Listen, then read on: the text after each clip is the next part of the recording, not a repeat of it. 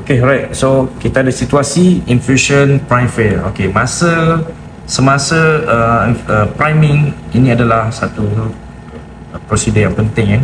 Kenapa? Sebab contohnya sebagai contoh GA patient atau mungkin A patient, perkara pertama yang perlu kita buat adalah pastikan mesin di prime dengan baik. Okay. Mesin dah okey, dah prime dengan baik, dah complete semua, barulah kita akan masukkan patient ataupun kita mulakan GA kepada patient lah, sedation kepada patient. Okay, so dekat sini bila keluarnya dia punya warning sign macam ni, so kita just tekan je.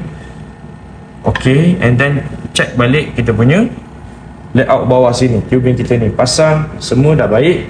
Tapi cuba kita tengok, okay, dekat sini kita clamp.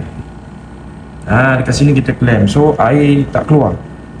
So apa nak buat, just unclamp and then kita continue sahaja ataupun restart balik untuk priming lah. Kita restart je balik.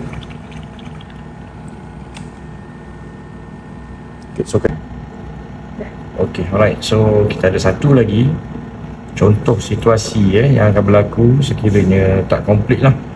Okay, so just betul tengok balik, double check balik and then masukkan semua ke dalam galley pot seperti ini dan terus re-attempt balik refine je balik, just continue sahaja.